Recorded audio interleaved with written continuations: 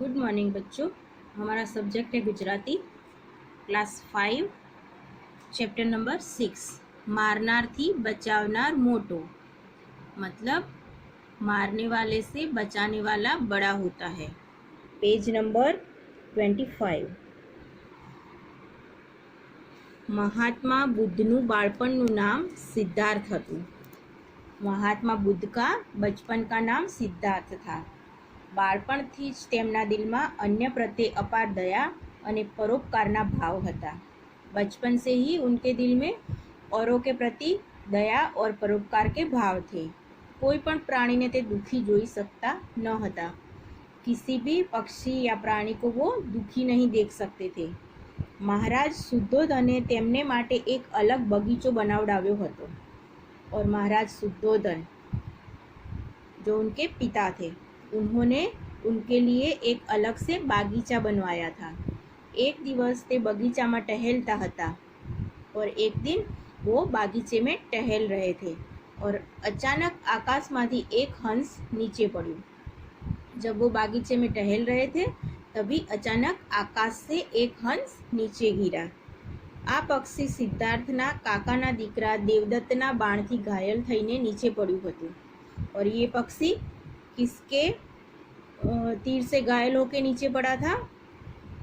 सिद्धार्थ के चाचा के बेटे देवदत्त के तीर से घायल होके नीचे गिरा। हंसना शरीर में बाण पण हतुं और हंस के शरीर में तीर भी था।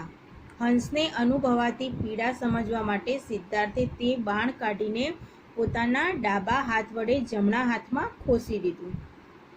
और सिद्धार्थ कैसे थे? दूसरों को दुखी नहीं देख सकते थे। दूसरों के प्रति उनके दिल में दया और परोपकार के भाव थे। तो सिद्धार्थ ने क्या किया? हंस को जो पीड़ा हो रही थी उसको समझने के लिए सिद्धार्थ ने अपने बाएं हाथ से अपने दाएं हाथ में उस तीर को अपने दाएं हाथ में खोस दिया। પોતાને થતી અતિશય પીડાથી તેમણે હંસને થતી પીડા વિશે અનુભવ થયો।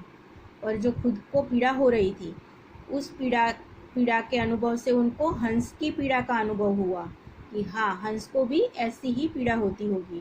અને આ વિચારમાં તે દળ આંસુએ રડી પડ્યા और इसी विचार में वो उनके आँख से आंसू आ गिरे। सिद्धार्थ हंसने लईने राजवैद्य पासे गया। राजवैद्ये हंसनो इलाज कर्यो। राजवैद्यनी अने सिद्धार्थनी सेवा शुश्रूषाने लीधे हंस पहला करता पण वधारे स्वस्थ बनी गयो। आ हंस हवे सिद्धार्थनी पासे ज रहतो। सिद्धार्थने पण आ हंस विशेनी चिंता रहती हती। अब सिद्धार्थ हंस को लेकर राजवैद्य के पास चले गए और राजवैद्य ने हंस का इलाज किया। राजवैद्य का इलाज और सिद्धार्थ की सेवा शुश्रूषा से हंस जब पहले स्वस्थ था उससे भी ज़्यादा स्वस्थ हो गया और सिद्धार्थ के पास ही रहने लगा। और सिद्धार्थ को भी इस हंस की विशेष चिंता होने लगी। देवदत्ते एक दिवस आ तंदुरस्त बनेला हंसने जोयो અને તેના પર પોતાનો અધિકાર છે તેમ જણાવ્યું। देवदत्त ने एक दिन इस तंदुरुस्त हंस को देखा और उस हंस पर खुद का अधिकार है ऐसा बताया। आ हंस मारो छे कारण के मैं ज तेणे बाण मारीने नीचे पाड्यो हतो, एटले आ हंस मने आपी दो। सिद्धार्थ को देवदत्त ने कहा कि ये हंस मेरा है, मैंने ही उसे तीर मारकर नीचे गिराया था, इसीलिए ये हंस मेरा है और मुझे दे दो। परंतु सिद्धार्थे हंस पर पोतानो अधिकार बताव्यो। सिद्धार्थे कह्युं आ हंस मारो छे केम के मैं तेने मरता बचाव्यो छे।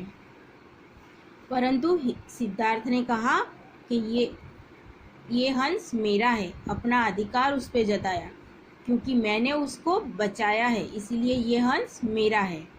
सिद्धार्थ અને દેવદત્તનો ઝઘડો વધી ગયો। ન્યાય માટે બંને શુદ્ધોધન પાસે ગયા। सिद्धार्थ और देवदत्त का झगड़ा अब बड़ा हो गया और न्याय के लिए दोनों राजा शुद्धोधन के पास गए। राजा शुद्धोधने બંનેની વાત સાંભળી અંતે રાજાએ યુક્તિ કરી કે બંને વારાફરતી હંસને તમારી પાસે बुलाओ। अब राजा शुद्धोधन ने दोनों की बात शांति से सुनी और न्याय के लिए उन्होंने एक युक्ति करी। उन्होंने कहा कि अब बारी बारी से आप दोनों हंस को अपने पास बुलाओ। પહેલા દેવદત્તે હંસને બોલાવ્યો। દેવદત્તની સામે હંસે ઊંચી આંખ પણ ન કરી। पहले देवदत्त ने हंस को अपने पास बुलाया, लेकिन हंस ने देवदत्त के बुलाने पर उनकी तरफ देखा भी नहीं।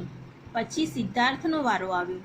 સિદ્ધાર્થે જેવો હંસને બોલાવ્યો, હંસ છલાંગ ભરીને સિદ્ધાર્થના ખોળામાં આવી ગયો। સિદ્ધાર્થે પ્રેમથી હંસની પીઠ થપથપાવી। फिर देवदत्त के बुलाने पर हंस तो उनकी तरफ हंस ने देखा भी नहीं। फिर सिद्धार्थ की बारी आई और सिद्धार्थ ने जैसे ही हंस को अपनी तरफ बुलाया तो हंस छलांग लगा के सिद्धार्थ की गोद में जाके बैठ गया और सिद्धार्थ ने भी प्यार से हंस की पीठ थपथपाई। आ જોઈને રાજા શુદ્ધોધને ન્યાય કર્યો કે આ હંસ દેવદત્તનો નથી, સિદ્ધાर्थનો છે। और ये देखकर राजा शुद्धोधन ने न्याय किया कि यह हंस देवदत्त का नहीं है, सिद्धार्थ का है। कारण કે દેવદત્તે તો બાણ મારીને તેને ઘાયલ કર્યો હતો, પરંતુ સિદ્ધાર્થે તો તેને જીવનદાન આપ્યું છે। क्योंकि देवदत्त ने तो तीर मारकर हंस को घायल किया था, लेकिन सिद्धार्थ ने तो हंस को नया जीवनदान दिया है। ऐसे मारवा वाला करता बचावा वालों महान होय छे। मारने वाले से बड़ा बचाने वाला होता है।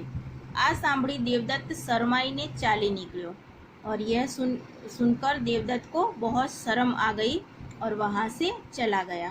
संसार में तेवी व्यक्तिओ ज बीजाना हृदय पर राज करी सके छे जेना मन में बीजा प्रत्ये दयाभाव होय छे।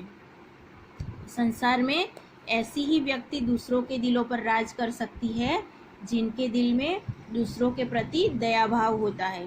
इस कहानी से क्या सीख मिलती है? औरों के प्रति दिल में दया और भाव रखना चाहिए। उसी से इंसान सारे संसार पर राज कर सकता है, सबके दिलों पर राज कर सकता है। ये था हमारा चैप्टर 5।